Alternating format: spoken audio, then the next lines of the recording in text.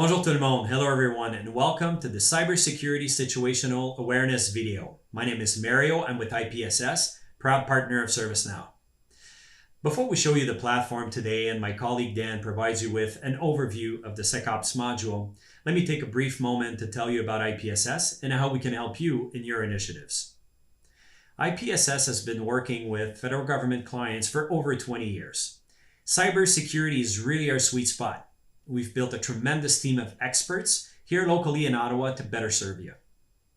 Through the years, we've been able to help our clients find the right mix of services and technology and using the proper procurement vehicle to bring those projects to life. In that spirit, we've worked with Service Now for the last couple of years to obtain the Protected B certification and make the list of hyperscalers on the GC Cloud procurement vehicle. So things you've heard today in other sessions, the session with Bob Osborne, if there are things that you're interested in, you can actually procure them and acquire them through the vehicle very efficiently, quickly, and accelerate your initiatives. Now, today we're going to talk about security incident response, and Dan's going to show you amazing capabilities of the CISO reporting and how you get great visibility. There's lots of benefits to this platform, and we can't cover it all. But you'll see that you can find and prioritize critical threats. You'll see that ServiceNow helps you reduce manual tasks through automation and orchestration of different tools, and how it connects IT and security by working on a single platform. Now, I'm not going to steal more of Dan's thunder here, and without further ado, I'll pass it over to Dan so he can show you the platform, and I'll talk to you after. Thank you, and enjoy the demo. Thanks, Mario. So let's start with where does security operations from ServiceNow fit? So as we know, the security industry is filled with tons of products, which are, we can group them into these major categories. We can start with protection, products designed to keep the bad stuff out or detect anything that's made it into the organization. We also have things like SIMs, or security information and event management systems. These are used to get all the data from the various products in one place. Things like vulnerability management systems to scan your assets to identify vulnerabilities or weaknesses that can be exploited and potentially lead to a breach. And also threat intelligence tools that help provide additional data, additional context to help identify threats and indicators of compromise. So these events and alerts from these products typically flow into ServiceNow. So ServiceNow is not meant to displace or replace these products, but it's meant to actually act as this conduit where all of these events and alerts, or perhaps it's even a user submission via things like a service catalog, or perhaps it's an email ingestion. These incidents are matched against a CMDB. They're going to automatically be prioritized. They're going to automatically be assigned to owners. Things like business context and criticality and priority are going to be assigned to these. They can be tied into IT, for example, an IT connection, such as cutting a change record with one click, or perhaps it's a post-incident, an automated post-incident that's automatically generated. ServiceNow is also a certified SOAR product where orchestration tools can be used to automate actions, such as perhaps it's patching, perhaps it's making configuration changes. Maybe it's sending a downstream request to another security product, such as blocking an IP in the firewall, for example, or getting running processes or statistics running on perhaps it's a server, for example. So this is really where ServiceNow plays, and some of the capabilities in terms of the platform.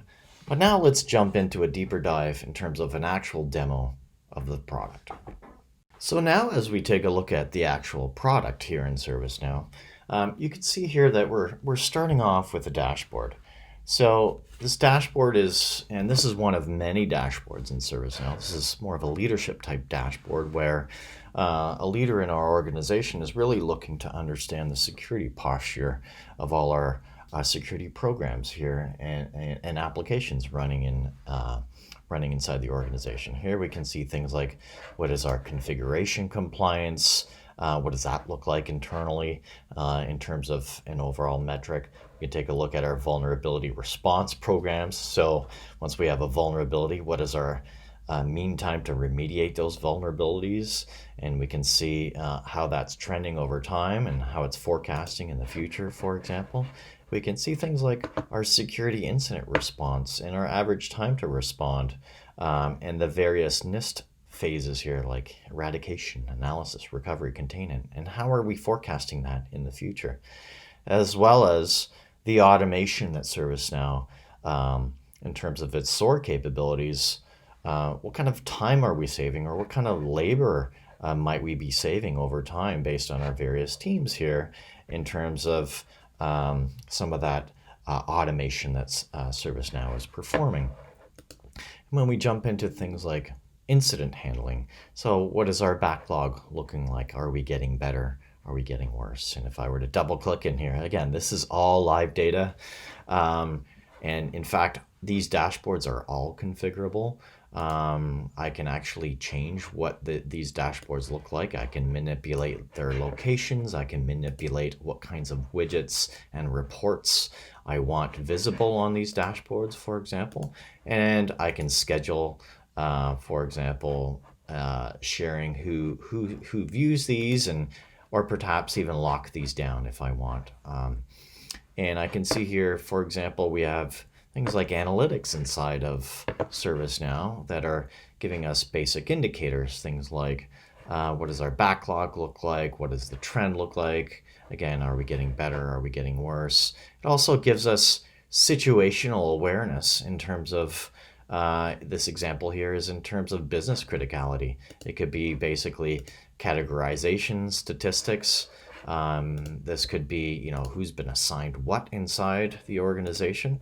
If I go back to kind of more situational analysis around business context, if I were to double click into one of these business services here, this launches, a dependency map where we can actually take a look at all these dependencies we have. And I can see here that there's, if we click on some of the details here, which part of a particular asset here may have, or a business service has a security incident, and what is the risk score associated with that security incident, or perhaps who it's been assigned to, what state it's in, what the business impact is, or perhaps what vulnerabilities may exist as part of that business service, what the asset is, what the vulnerability actually is, and whether this came in from one of our vulnerability scanners like Tenable, Rapid7, and others. What the remediation status is. Did somebody miss patching this? Did they miss their timeline in terms of the SLA that's been assigned to this? So we can see a number of interesting statistics here from this one dashboard here in itself. We have many other dashboards in the ServiceNow platform. So for example, if we want to take a look at our analyst efficiency, are they getting the number of open security incidents per analyst? How are we trending against that metric, for example? Our resolution times, and we can see the rate here. Are we getting better, or are we getting worse at resolving some of these incidents? What's our mean security incident age, for example? We have all sorts of other analytics in the platform. So for example, what does our backlog look like, who it's been assigned to, or perhaps we want to take a look at the particular group, for example. So a number of ways to get analysis out of the platform here, for example. And we also have many workflows that can be triggered inside the platform. So for example, we're gonna see some observable enrichment here in the demo. We're gonna see, for example, what is a typical phishing attack? What workflows can we be launching if we see some of that? We can also see things like getting network statistics off an asset, for example, if we feel that it's been compromised. We can perform asset or configuration enrichment. We can isolate things like hosts, or perhaps block ports on a firewall, for example. So these are all workflows. We're also going to see this threat intel workflow running. So for example, running an indicator compromise lookup, for example. We've got many workflows here that can be launched. In fact, let's go into a particular example here of a workflow that's been triggered. So if I go into my list of incidents here, I can see here that this one here, the IPSS phishing demo, this was created about 6 minutes ago. If I dive into this particular record, we can see a number of very interesting things that have automatically happened. So because the user reported this, we've automatically categorize this depending on what categorization ServiceNow is automatically placed on this. We can see the alert sensor here is this was user reported in this case. Again, as I mentioned, we have a number of ways to ingest into ServiceNow. We've automatically prioritized, we've automatically placed business impact to this. We've automatically assigned this to Natalie, who's on this security incident response team. Now, a bunch of really interesting things we see here at the bottom in terms of here's that email that was sent from my personal email account saying, this is a phishing demo, but here's the body of that email. ServiceNow, through what we call inbound actions, can ingest bodies of emails and pull out observables through there. In fact, as I scroll down here, and I can see here, now it's turned into 7 minutes ago, ServiceNow has automatically assigned a risk score, and it's changed the business impact, the priority, the severity. We've auto-assigned this to somebody on our team. We've performed a lookup here in terms of observables that we found here. Here's all those observables that we saw in that email thread. So for example, here's the subject header and things like the email servers that were used. Here's my personal email address, some of the IPs that were used. We're automatically going off and performing enrichment of those as observables. And again, a human wasn't engaged yet. We're searching our whitelisted observables. We're going off into tools like Shodan to do threat lookups, virus total. So a number of things have happened here in terms of the activity tracker. And if I show all the IOCs, here's all those indicators of compromise. Again, IP addresses, the message ID, the subject header, things like the URL. These were all created and updated 7 or 8 minutes ago. But notice the threat lookup results that also automatically happened. 123 threat lookups. Of those observables, here's all those integrations that we went off and searched. We can see here we went off into Meta Defender to take a look at some of these. We went off into Fish Tank, Virus Total, Recorded Future. We did some lookups there. We did lookups into, for example, we did 123 lookups in this particular case, looking for threat lookups to see if we have some malicious or suspicious activities happening. And then if I go in and show all the related lists here at the bottom, you're going to notice, for example, recorded future found, this particular observable, the organization name that it belonged to. This must have been the email server, all the related entities that it went off and searched, and all the risk evidence, for example, the sightings, where they were, the sightings information. And again, this is all recorded future threat lookup results, for example, and all the other threat lookups that we have performed against some of these other observables here. So we also can see the similar security incidents. Have we seen this in the past? We can form child relationships as well, parent-child relationships.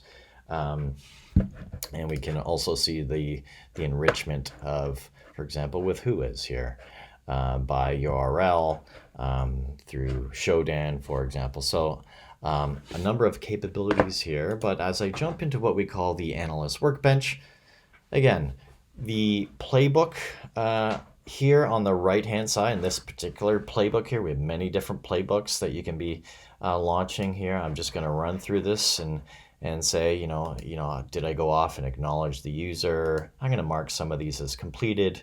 I'm not going to run through the actual tasking here, but you can see here, do we have threat lookups? I'm going to say yes. And we can assign SLAs for some of this tasking here for reporting purposes as well. I'm going to, things like submit this to our malware sandbox. I'm just going to click through some of this. But here, in terms of some of the containment phases, I can see, are there other related incidents? If I say yes here, it may take a different turn in my playbook here and ask me for some other context here. So for example, here it may say, search for emails with the same sender and the matching subject line. And here's some of the other automation that we have with things like Microsoft Exchange. So if I go into this Explore tab, I can see what other users have been impacted here.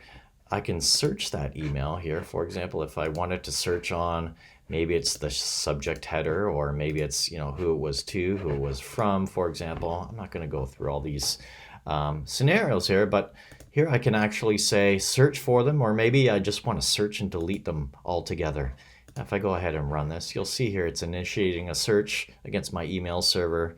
It's just come back here. It found 5 other emails of the same subject header, and it'll tell me whether the emails were read. It looks like only Robert has read that. He's the one that actually forwarded this through, and we've successfully deleted these from the email server. So very powerful in terms of being able to contain these types of threats. And I can see here's all the associated phishing headers, similar security incidents that have been reported in the past, for example. So that gives you a brief overview in terms of some of the capabilities, in terms of high-level overview, in terms of some of the automation, in terms of threat lookups, our integration capabilities, and some of the orchestration that happens here without even human intervention. And we can see here our state is now moved to a containment phase. So with that, I'm going to hand it back over to Mario. Thanks, Mario. Thank you, Dan. That was great. You covered a lot of ground in a short amount of time. Now, if that piqued your interest and you're curious to learn more, please don't hesitate. Visit us on IPSS.ca or send us an email at info@ipss.ca.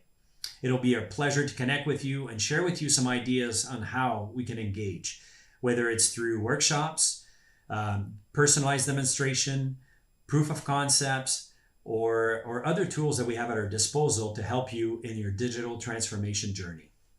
J'espère que vous avez eu de la valeur lors de cette rencontre et il y a plein de façons qu'on peut travailler ensemble. Alors n'hésitez pas à nous communiquer et ça nous fera un plaisir d'entamer des discussions et voir comment on peut travailler ensemble.